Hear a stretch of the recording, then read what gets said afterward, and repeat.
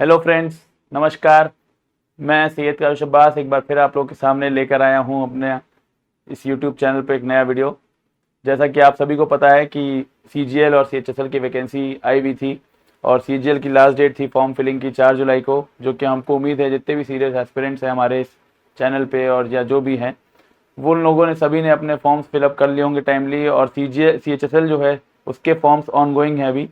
तो पहले हम लोग डिस्कस करते हैं। सबसे पहले हम लोग डेट्स के बारे में थोड़ा जान लेते हैं, इंपॉर्टेंट डेट्स हम लोग की क्या क्या हैं। उसके बाद हम लोग डिस्कस करेंगे कि सिलेबस ऑफ एग्जाम पैटर्न क्या है। तो एग्जाम पैटर्न के लिए हम लोग के पास देखिए अभी अभी मोटे मोटे हम लोग के पास 1 से 2 महीने हैं। तो हम लोग प्री के लिए बस हम लोग को कट ऑफ निकालना है। प्री के लिए बहुत ज़्यादा वो नहीं करना है कि उसमें टॉप स्कोर करना है। बस जो कट ऑफ है हम अभी नेक्स्ट वीडियो में हम आपको डिस्कस करेंगे कि कट ऑफ पे कैसे कैसे कितना वर्क करना है हम लोग को, किस सेक्शन में कितना वो वेटेज होता है, उसके बारे में भी डिस्कस किया जाएगा। पहले हम लोग समझते हैं कि डेट्स क्या हैं और ये एग्जाम पैटर्न क्या होता है, क्या क्या पैटर्न है एक्चुअली, हम लोग को कैसे फॉलो करना है। तो पहले हम बात करना चाहेंगे आपको ये डेट्स पे। सीजीएल की जो डेट है वो 4 जुलाई थी फॉर्म फिलिंग की, और 13 अगस्त से 30 अगस्त के बीच में ये एग्जाम होने प्री, और दिसंबर में इसका मेंस का एज एक्सपेक्टेड है। तो हम लोग के पास जो होगा वो करीब 1 महीने का टाइम है। तो हम लोग प्री निकालने के लिए जो पढ़ रहे होंगे ऑलरेडी एस्पिरेंट्स, उनके लिए तो काफ़ी इजी होगा। वरना जो अभी न्यूली एस्पिरेंट्स नए जो अभी शुरू किया है जिन्होंने पढ़ाई, उनके लिए मोटा मोटा मेन जो मैथ्स है वो मेन डिफिकल्टी होती है, और जीएस होती है। जीएस में आप लोग प्लीज़ अपना रेगुलर स्टडी करते रहिए। टॉपिक उठाइए, एक एक टॉपिक उठाइए, उसको क्लियर करिए और उसको ख़त्म करिए।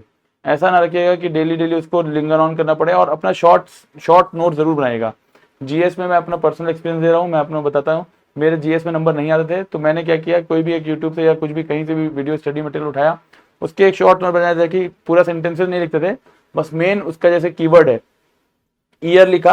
हिस्ट्री की बात करते तो उसका ईयर लिखा 1857, और उसमें क्या हुआ था, रिवोल्ट हुआ था वर्ल्ड, वो लिखा। ऐसे ही करके जो हम लोग का वो था कैबिनेट मिशन हुआ, उसका डेट लिखा। बस बस जितना लिमिटेड आपका बना पाइए उतना बनाइए, वरना जितना लेंदी हो जाएगा उतना रिवाइज करने में दिक्कत होगी। एक क्विक आप अपना एक समरी बनाइए, हर चीज़ की जो भी स्टडी करिएगा उसकी एक क्विक समरी जरूर बनाइएगा। ये मूल मंत्र है, इससे आपको जो है क्लियर करने के लिए चांसेस हाई हो जाते हैं। दूसरी चीज़ हम पहले बता देते हैं आपको कि सीजीएल का जो 13 अगस्त से 30 अगस्त को होना है, और सीएचएसएल का जो एग्ज़ाम है वो होना है आपका 8 सितंबर से 18 सितंबर को, जिसकी अभी फॉर्म फिलिंग की डेट बाकी है। 18 जुलाई को लास्ट डेट है फॉर्म फिलिंग की। तो प्लीज़ आप लोग जितने भी सीजीएल या एसएससी एस्पिरेंट जितने भी हैं, वो प्लीज़ आप खासकर ये रखिएगा कि ये मत सोचिएगा कि खाली सीजीएल की तैयारी कर रहे हैं तो हम खाली सीजीएल की ही फॉर्म भरेंगे, ऑफिसर रैंक के लिए ही वो करेंगे। मैं बार बार कहता हूँ कि आप हमेशा एक प्लान बी लेके चलिएगा, ताकि इनके सीजीएल में सिलेक्शन नहीं होता है तो हम नेक्स्ट ईयर फिर से तैयार करेंगे, तो कम से कम ये जो टाइम होगा वो खराब नहीं जाएगा। सीएचएसएल निकल जाएगा। सीएचएसएल के बाद एक और लेवल का पोस्ट होता है एमटीएस। एमटीएस के फॉर्म आए हुए हैं। एमटीएस ऑल दो काफ़ी छोटे ग्रेड की पोस्ट होती है, लेकिन कोई भी नौकरी, देखिए सबसे पहली बात यह है कि कोई भी नौकरी छोटी नहीं है।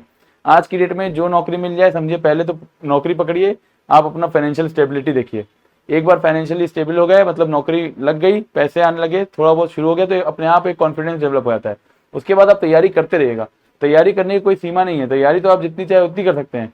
लेकिन दिक्कत ये आएगी कि अगर आप सिर्फ तैयारी करते रहेंगे, आपके रिजल्ट नहीं आएंगे, आप वो नहीं करेंगे, तो एक बार डिमोटिवेशन जो होगा ना, आप मोटिवेट होने की बजाय डिमोटिवेट होना शुरू हो जाएंगे। आपका ग्राफ धीरे धीरे गिरता जाएगा, आपके नंबर भी कम आने लगेंगे, क्योंकि आपको एक साइकोलॉजिकल प्रेशर बन जाएगा। और वो जो सोशल प्रेशर, सोसाइटी में प्रेशर होता है, वो तो होता ही है। दूसरी चीज़ हम बात करेंगे कि एमटीएस का फॉर्म जो है वो 20 सितंबर से 24 अक्टूबर है। तो मेन जो हमारे पास टाइम है वो है 13 अगस्त से 30 अगस्त, फिर 1 सितंबर से 6 सितंबर 8 सितंबर से 18 सितंबर जो कि सीएचएसएल का है, और हम लोग का जो एमटीएस का है वो 20 सितंबर से 24 अक्टूबर।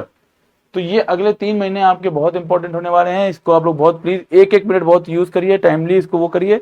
आप लोग बिल्कुल भी ये ना सोचिएगा कि कहीं से भी आप सोचते हैं बाद में धीरे धीरे थोड़ा बहुत करके हम कर लेंगे, अभी खेल लेते हैं, लास्ट मोमेंट में पढ़ाई करके कर लेंगे, तो बिल्कुल उससे पेपर नहीं निकलेगा। आप लोग ये चीज़ ध्यान रखिएगा कि रेगुलर पढ़ाई करिए, 2 घंटा 4 घंटा निकालिए, 5 घंटा निकालिए, क्योंकि लोग 18-18 घंटे पढ़ाई करने वाले हैं, वो आपको इस कॉम्पिटिशन में मिलेंगे। सीजीएल का ये सिलेबस जो हम आपको ये दिखाने जा रहे हैं, ये वीडियो सिर्फ सीजीएल स्पेसिफिक नहीं है, क्योंकि सीजीएल और सीएचएसएल, जो अपना सीएचएसएल का एग्ज़ाम होगा जिसकी डेट जो कि सितंबर में ड्यू है, सितंबर में, ठीक है, वो भी इसी पैटर्न पे आएगा, इसी सेम मार्किंग स्कीम होगी, और ब्रेकडाउन भी इसका सेम होगा। ऑलमोस्ट सब कुछ सिमिलर है, बस थोड़ा बहुत जो फर्क आता है वो आता है लेवल का। सीजीएल का लेवल थोड़ा सा अप होगा और सीएचएसएल का थोड़ा सा डाउन होगा। वो भी कभी कभी सेम क्वेश्चंस भी रिपीट होते हैं, जैसे कि आपको पता होगा बहुत सारे क्वेश्चन ऐसे मिलेंगे जो आपको सीजीएल में भी कॉमन मिलेंगे, सीएचएसएल में भी कॉमन मिलेंगे, एमटीएस में भी कॉमन मिलेंगे। इनफैक्ट कभी कभी ऐसा भी होता है कि एमटीएस के क्वेश्चन जो होते हैं वो हाई लेवल के होते हैं और सीजीएल के क्वेश्चन लो लेवल के होते हैं। तो आप ये मत सोचिएगा कि सीएचएसएल का पेपर जो होता है वो बहुत ईजी होगा, बहुत स्मूथ होगा, या एमटीएस का पेपर बहुत स्मूथ होगा। लेकिन यहाँ पे यह है कि आपको दोनों तैयारी एक साथ हो जाएगी अगर आप सीजीएल को लेकर चलेंगे। इसीलिए मैं फोकस सीजीएल पे इसलिए कर रहा हूँ कि आपने अगर हायर लेवल की तैयारी कर ली तो लोअर लेवल के पेपर्स तो निकल ही सकते हैं। ऑल्दो हम लोग तैयारी करेंगे, सिलेबस सबका एक ही होता है, सबका सेम चीजें हैं, तो हम लोग उसके बारे में बात कर लेते हैं। पहले हम लोग शुरू करते हैं, पहले हम लोग जानते हैं, ओवरव्यू ले लेते हैं इसका क्या क्या है। जैसा कि बताया थे हम, हाँ, टायर 1 जो है वो क्वालिफाइंग इन नेचर होगा और टायर 2 हमारा फाइनल सिलेक्शन उसी से होता है। तो आप लोग को बिल्कुल भी इसमें ये नहीं सोचना है पहले तो टायर 1 जो है वो क्वालिफाइंग इन नेचर है, टायर 2 आपका फाइनल सिलेक्शन दिलाएगा। तो मेन हम लोग के लिए जो फोकस है वो है टायर 2। लेकिन बात यह है कि टायर 2 जब पहुंचेंगे आप, जब आप टायर 1 क्लियर करेंगे, तो पहले हम लोग को फोकस क्या करना है, सिलेबस पे। आप सिलेबस पढ़ेंगे, आप प्रिपेयर करेंगे syllabus wise, topic wise, chapter wise prepare करेंगे, जैसे क्योंकि वो चीज़ें सेम आएगी, चाहे वो प्री हो, चाहे वो मेंस हो, चाहे वो सीजीएल हो, चाहे सीएचएसएल हो, चाहे एमटीएस हो, सब में सेम कंपटीशन एग्जाम जो होते हैं सारे जितने भी होंगे उसमें मैथ सब में पूछी जानी है, इंग्लिश सब में पूछी जानी है। जनरल अवेयरनेस का थोड़ा बहुत जैसे बैंकिंग में होता है वो बैंकिंग रिलेटेड ज़्यादा होता है, और जो सीजीएल या एसएससी के जितने पेपर होते हैं उसमें आपका स्टैटिक पोर्शन ज़्यादा होता है, हिस्ट्री, पॉलिटी, ज्योग्राफी ये सब ज़्यादा होता है। बाकी उसमें बैंकिंग सेक्टर में क्या होता है ये थोड़ा सा डिफरेंट है, वहाँ पे ये चीज़ थोड़ी सी डिफरेंट है। रीजनिंग भी कुछ टॉपिक सेम होते हैं, लेकिन रीजनिंग आपकी एसएससी की थोड़ी लाइटर साइड पे है, और जो बैंक वगैरह की होती है वो आपकी थोड़ी सी रीजनिंग जो है वो टफ होती है। बाकी टायर 2 में क्या है, टायर 2 भी देखिए सेम चीज़ें हैं, मैथ्स है, maths, reasoning, English, general awareness, computers. अब यहाँ कंप्यूटर्स की यहाँ बात कर रहे हैं तो कंप्यूटर्स हम लोग का क्वालिफाइंग इन नेचर है टायर 2 में। अभी हम बताते हैं आपको आगे पैटर्न जो होगा उसमें आप समझ पाएंगे कि क्या क्या आप लोग कैसे करना है। ठीक है, स्टैटिस्टिक्स की हम लोग बात नहीं करेंगे क्योंकि स्टैटिस्टिक्स के लिए वो जेएसओ पोस्ट के लिए, वो खाली और खाली जेएसओ पोस्ट के लिए अपने, हम लोग को उसके लिए प्रिपरेशन नहीं करनी है, क्योंकि हम जेएसओ पोस्ट के लिए जो स्टैटिस्टिक्स का जो पेपर अलग होता है, हम लोग जनरल पोस्ट की बात करेंगे जिसमें आप लोग का group B group C post आती है। अब ये देखिए एग्जाम पैटर्न कैसा होता है। पहला प्री जो होता है वो आपका होता है 200 नंबर का, 200 नंबर का प्री होगा, जिसमें आप लोग को टारगेट रखना है 170 प्लस का। ये हम एक्चुअल बता रहे हैं आपको, यही टारगेट रखना है 170 प्लस का। आपको इतने नंबर एनी हाउ लाने ही लाने हैं। आप कैसे भी तैयारी करिए, जैसे भी करिए, आप तुक्का लगाइए, तुक्का तो इसमें लगता नहीं है पहली बात, लेकिन फिर भी आप कुछ क्वेश्चंस पे जब आपको जो जैसे जब कभी कभी आपको ए बी सी में 2 में डाउट है, उसमें आप थोड़ा बहुत रिस्क ले सकते हैं, अदरवाइज इसमें तुक्के का रिस्क मत लीजिएगा। लेकिन 170 नंबर आपको मस्ट है, 170 प्लस के टारगेट आपको रखना ही पड़ेगा। 1 घंटे का जो पेपर होगा वो 1 घंटे का होगा। इसमें नेगेटिव मार्किंग होती है, 2 नंबर के एक क्वेश्चन होता है और आधे नंबर का नेगेटिव मार्किंग होता है, यानी कि आप अगर सही करेंगे तो आपको 2 नंबर पूरे मिलेंगे, गलत करते हैं तो नेगेटिव मार्किंग के उसके आधे नंबर कट जाएंगे आपके, ठीक है, माइनस हो जाएंगे, 0.5 उसमें कट जाएंगे आपके। फिर आता है आपका जनरल इंटेलिजेंस। इसमें देखिए सब्जेक्ट्स जो बताया था आपको, जनरल इंटेलिजेंस होगा, जो रीजनिंग होगा वो 25 क्वेश्चन होंगे, जीए आपका 25 क्वेश्चन है, मैथ्स जिसे हम लोग क्वांटिटेटिव एप्टीट्यूड कहते हैं यहाँ पे, एसएससी के पैटर्न, एसएससी जो होता है वो क्वांटिटेटिव एप्टीट्यूड को, मैथ्स को क्वांटिटेटिव एप्टीट्यूड कहता है, और इंग्लिश कॉम्प्रिहेंशन जो होता है वो 25 नंबर का है। सबके 50-50 नंबर है, यानी टोटल मार्क्स हो गए आपके 200 नंबर, 200 नंबर का पेपर हो गया। फिर हम लोग आगे बात करते हैं जनरल। अब ये आता है सिलेबस का। टायर 1 का सिलेबस हम लोग का देखिए, जो टायर 1 का सिलेबस है वो आपका क्या होगा, कोडिंग डिकोडिंग होगा, blood relation, analogy, syllogism, decision making, number series, visual memory, statements and conclusion, direct test, direction test होते हैं, जो डायरेक्शन टेस्ट होते हैं बहुत इजी होते हैं। बस आपको देखिए इसमें क्या है ना, अब आपको एक चीज बताते हैं, सबसे इजी जो पार्ट होता है वो एसएससी के जितने पेपर होंगे, चाहे वो सीजीएल होगा चाहे वो सीएचएसएल होगा, उसमें जो आपका सबसे इजी पार्ट होगा ना, इजीएस्ट पार्ट जो होता है जिसे हम कहेंगे 50 ला सकते हैं आप, वो आप इसमें स्कोर कर सकते हैं, 50 आउट ऑफ 50 ला सकते हैं आप इसमें। ठीक है, तो ये चीज़ आप ध्यान रखिएगा कि आपको रीजनिंग में नंबर लाने हैं पूरे में पूरे। टारगेट आपको ये होगा कि इसमें रीजनिंग में जो नंबर होंगे वो सारे पूरे आने चाहिए, यानी कि आपकी जो सिलेबस है इसको आपको पूरा कवर करना पड़ेगा। Embedded figures, puzzle based question, इसके पजल जो होते हैं वो बैंकिंग से काफ़ी सिमिलर, लाइटर नोट पे होंगे, ठीक है, सिमिलर नहीं होंगे उससे। और जनरल अवेयरनेस जो होता है, जनरल अवेयरनेस के लिए हम आपको बता देंगे धीरे धीरे करके, कुछ टिप्स एंड ट्रिक्स बता देंगे। जनरल अवेयरनेस में जैसे कॉन्स्टिट्यूशन में आपको याद करने के लिए कुछ चीज़ें होती हैं, आर्टिकल्स याद करने होते हैं, मेन कुछ पेड क्वेश्चन है जनरल अवेयरनेस में। यहाँ पे हम आप देखिए सिलेबस, देखिए सिलेबस जो आएगा आपका, उसमें देखिए हिस्ट्री में आपको, हिस्ट्री जो होती है वो उसमें 3 पार्ट में डिवाइड है हिस्ट्री, ठीक है। एक होगी आपकी एंशिएंट हिस्ट्री, एक होगी आपकी मिडिवल हिस्ट्री, एक होगी मॉडर्न हिस्ट्री, ठीक है। आप कभी भी शुरुआत करिएगा ना तो एंशिएंट से शुरुआत मत करिएगा। एंशिएंट से अगर शुरू करने जाएंगे तो बोरिंग हो जाएगा, सिलेबस ही बोरिंग हो जाएगा, तो आपको मजा ही नहीं आएगा। जब शुरुआत में एंजॉय नहीं करेंगे तो आपको इंटरेस्ट नहीं डेवलप होगा। कोई भी चीज़ शुरू करने के लिए आप ये मत सोचिए कि जैसे पैटर्न बना हुआ है सीक्वेंस वाइज वैसे ही पढ़ना है, आपको ये नहीं करना है। आप अपने हिसाब से जो जिसमें कंफर्टेबल हो, जैसे बहुत लोग मिडिवल में कंफर्टेबल होते हैं, वो लोग मिडिवल की तैयारी करते हैं, और मॉडर्न में जो कंफर्टेबल होते हैं वो आफ्टर 1857, जो 1857 के बाद की बातें हैं वो सारी इसमें मॉडर्न में आती है।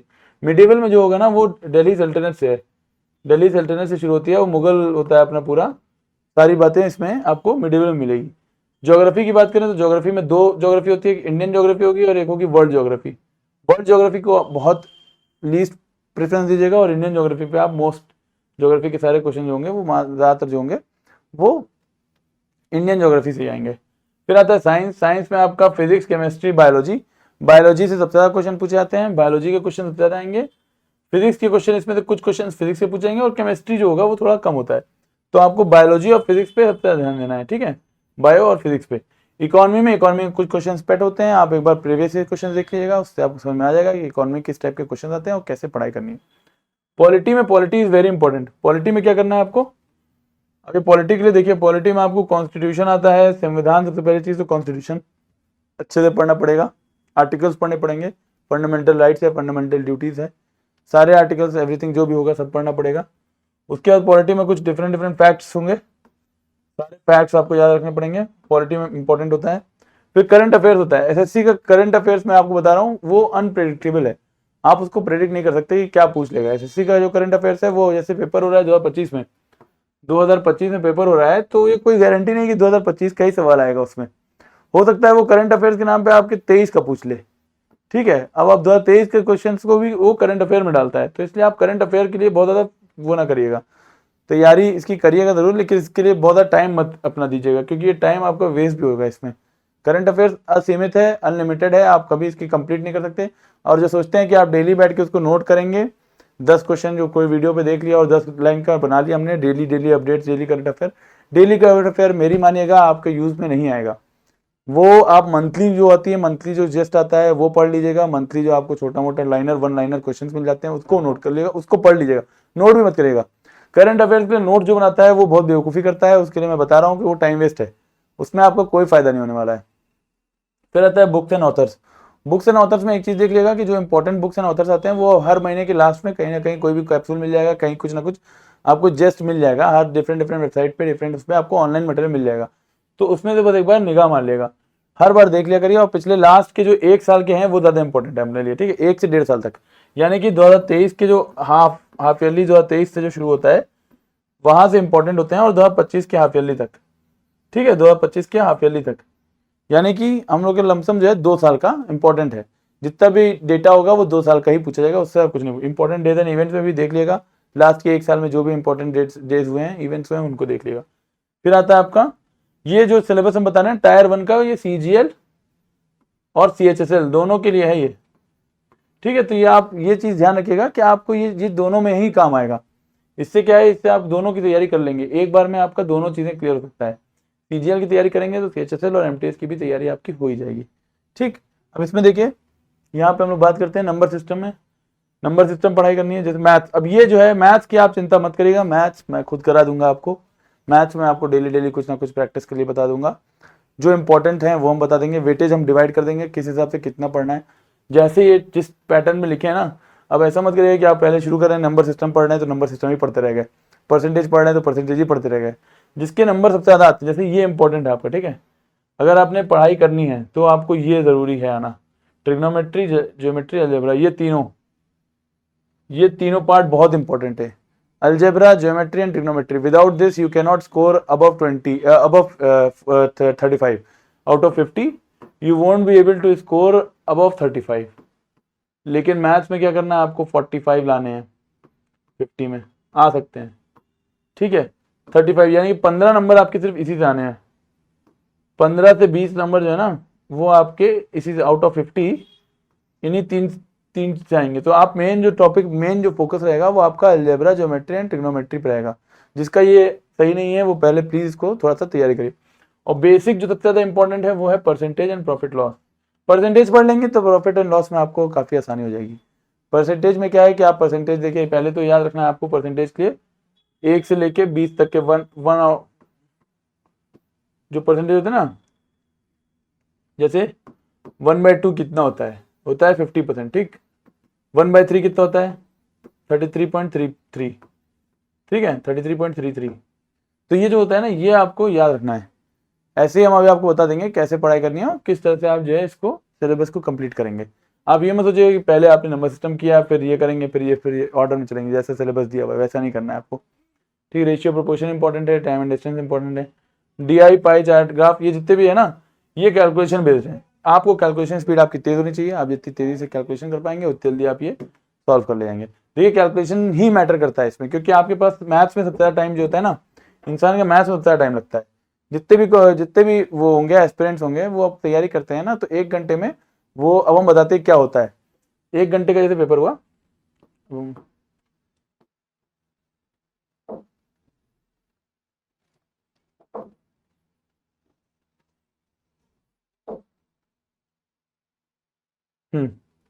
ठीक है, जैसे 1 घंटे का पेपर हुआ ना, 1 आवर का पेपर हुआ, इसमें क्या करेंगे, इसमें जो जो एस्पिरेंट्स होते हैं वो क्या करते हैं, वो जो उसमें 20 मिनट्स में वो रीजनिंग कर लेंगे, ठीक।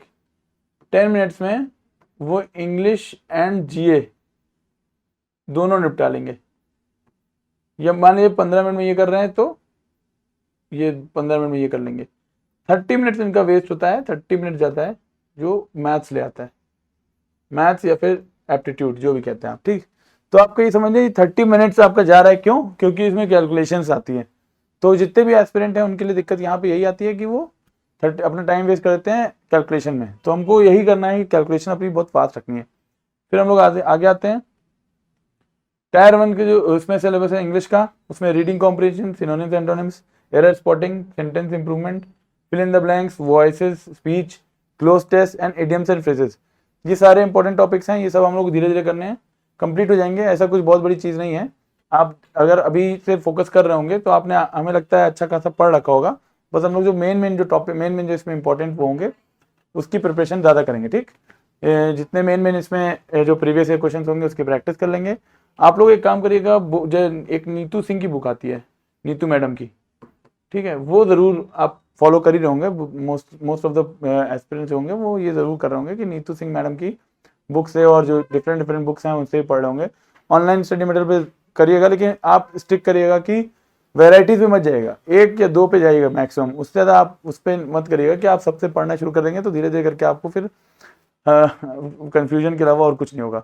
बाकी मैं आपको गाइड करता रहूँगा, डेली वीडियोस आपके मुझे अपडेट करता रहूँगा। आप इस चैनल पे बने रहिएगा। सरकारी लॉजी हम लोग का चैनल है। तो हम लोग आगे देखते हैं एग्जाम पैटर्न जो है। अब क्या है, एग्जाम पैटर्न देख लेते हैं एक बार। जो टायर 2 का एग्जाम है मेंस का, देखिए मेंस ही मेन है अपने लिए, क्यों? इसका नाम ही मेंस है, ठीक। ये मेंस है, मेंस है। क्या है इसमें? पहला होगा पेपर 1 जो होगा सबके लिए, math, reasoning, GA, computer, test. Data entry जो होता है ये टेस्ट होगा, स्किल टेस्ट है, data entry skill test, that is called test, ठीक है। तो इसमें क्या है, इसमें आपको सर्टेन टाइम मिलेगा, वो टाइपिंग होगा, 2-3 क्वेश्चन होंगे, आपको एक लेटर ड्राफ्ट करना होगा, एक उसमें ऐसे लिखना होगा, जो भी होगा वो बहुत ईजी होगा और देख के टाइप करना होता है। जो एक पैराग्राफ लिखा होता है उसको टाइप करना होता है, ठीक। वो आप कर लेंगे, उसमें कोई दिक्कत नहीं आएगी। वो लास्ट मोमेंट पे भी 1 महीना भी आप प्रैक्टिस कर लेंगे तो ऐसा जो उसके लिए बहुत ज़्यादा कहीं कहीं प्लीज़ आप टाइम वेस्ट मत करिएगा टाइपिंग के चक्कर में। मेन फोकस आप अपना इस पे रखिएगा, मैथ्स पे, इंग्लिश पे, जीए पे, ये 3 आप मेन फोकस रखिए, ये कोर है आपके, ठीक। नेगेटिव मार्किंग होती है इसमें 2 नंबर की, 1 नंबर की होती है, ठीक। क्योंकि इसमें क्या होता है, हर क्वेश्चन 3 नंबर का है, 3 नंबर का हर क्वेश्चन होगा। अभी हम आपको बताते हैं आगे, ठीक। पेपर 1 जो होगा वो 2.5 घंटे का है, पेपर 2 आपका 2 घंटे का है, ठीक। तो ये चीज़ देखिएगा कि इसमें कितना लंबा पेपर है आपका। पेपर 2 आपका स्टैटिस्टिक्स का है, तो स्टैटिस्टिक्स आपको मतलब नहीं है। अगर स्टैटिस्टिक्स हम उनके लिए बता रहे हैं जो स्टैटिस्टिक्स नहीं ऑप्ट करेंगे, जनरल, हम जनरल पेपर बता रहे हैं, ठीक। पेपर 1 होगा वो 2.5 घंटे का होगा। उसके बाद आता है आपका पेपर 1 का जो स्ट्रक्चर होगा वो इस तरह से होगा, ठीक। पेपर 1 होगा वो मैथमेटिक्स के 3 क्वेश्चन होंगे 90 नंबर के, यानी कि हर एक क्वेश्चन जो होगा वो 3 नंबर का है। मेरे आउट ऑफ 90 मैथमेटिक्स में मेरे आए थे मेंस में 87, ठीक। यानी कि मैंने 30 क्वेश्चन में थे, 29 क्वेश्चन किए थे, तो 29 के 29 ऑल वर करेक्ट। तो मुझे 90 में से 87 मिले थे।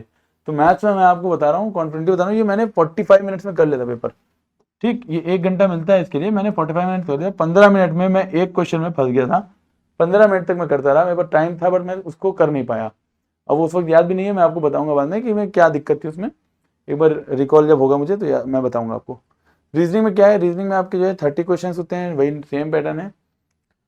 इंग्लिश में 45 क्वेश्चन आते हैं, 135 मार्क्स का, ठीक। अब देखिए ये बहुत बड़ा मेजर रोल प्ले कर रहा है, 135 मार्क्स का, ठीक।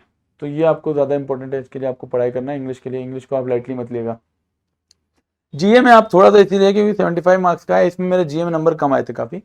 आप लोग जीए के लिए तैयारी में कह रहा हूँ थोड़ा बहुत करते रहिएगा, स्टैटिक जितने जीके है वो पढ़िएगा, और जो मेन में जो पॉइंट होते हैं वो याद रखिएगा। अपने नोट्स बनाते चलिएगा जीए के छोटे छोटे शॉर्ट नोट्स बनाएगा, बहुत शॉर्ट, अल्ट्रा शॉर्ट जो होते हैं ना, जैसे बस एक एक पॉइंट लिख लिया, उसके बाद उसमें ये नहीं करना है कि उसमें आपको रिसर्च करनी है, बस आपको उसके पॉइंट्स याद रखने हैं, ठीक। ताकि आपको माइंड में बस इतना याद रहे कि जैसे ही क्लिक करें वो मल्टीपल चॉइस क्वेश्चन आता है, उसको देख के आप क्लियर हो जाएगा।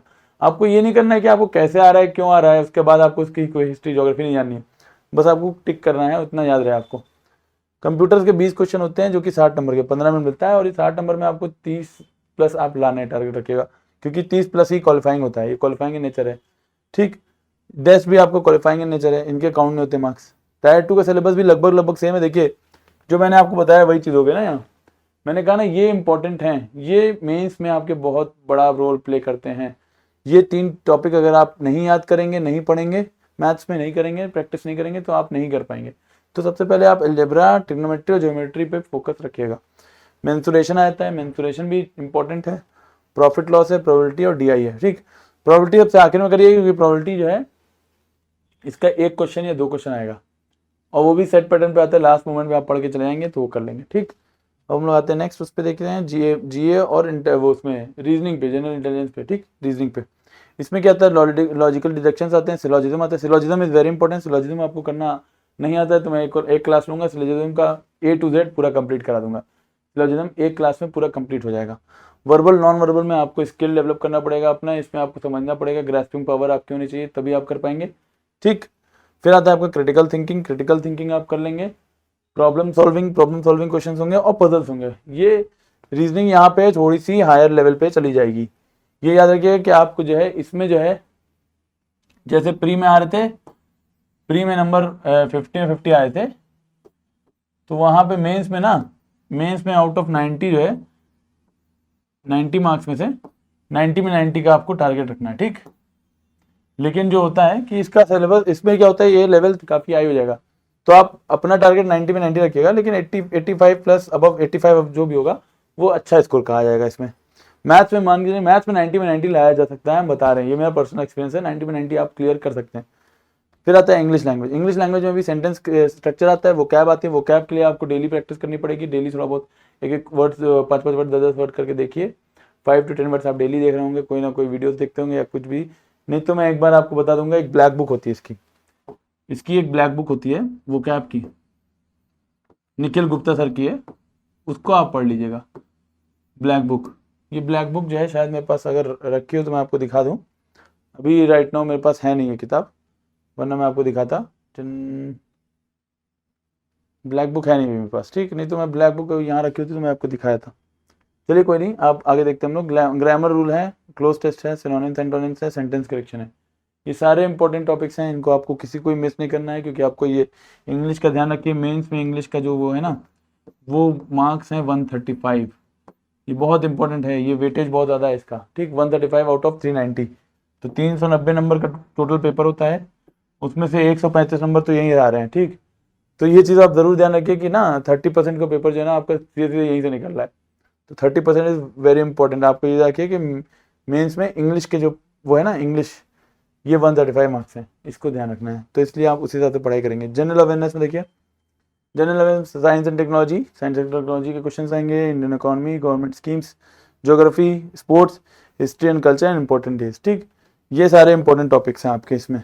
कंप्यूटर प्रोफिशिएंसी लास्ट में हम लोग करेंगे, इसमें अभी आपको जानने की ज़्यादा जरूरत है नहीं, बेसिक होते हैं इसमें। कंप्यूटर बेसिक्स होंगे, MS office, internet, email, cyber security, network concept, networking concept थोड़ा सा पढ़ना पड़ेगा, और साइबर सिक्योरिटी, ये दो टॉपिक को थोड़ा सा आपको स्टडी करना पड़ेगा। बाकी इनके बाकी सारे टॉपिक बेसिक हैं, उसके लिए आपको बहुत ज़्यादा मेहनत नहीं करनी पड़ेगी। जेएसओ पोस्ट की हम बात नहीं करेंगे, जेएसओ पोस्ट में क्योंकि हमारा खुद का ही फील्ड नहीं है, ना मैं इतना कॉम्पिटेंट हूँ कि मैं इसके बारे में आपको कुछ बता सकूँ। जेएसओ पोस्ट के जो भी स्टैटिस्टिक्स की तैयारी कर रहे हैं तो प्लीज़ आप लोग वो भी तैयारी करिए, क्योंकि वो जेएसओ पोस्ट जो है वो भी बहुत अच्छी पोस्ट है, ये भी ग्रुप बी पोस्ट है, तो ये भी बहुत अच्छी पोस्ट है। अगर जो लोग इसके लिए एलिजिबल हैं इस पोस्ट के लिए, तो प्लीज़ आप लोग अपना ये सिलेबस पढ़ लीजिएगा जो भी है इसका। ठीक है, दैट्स इट, हम लोग का ये आज का टॉपिक यही था।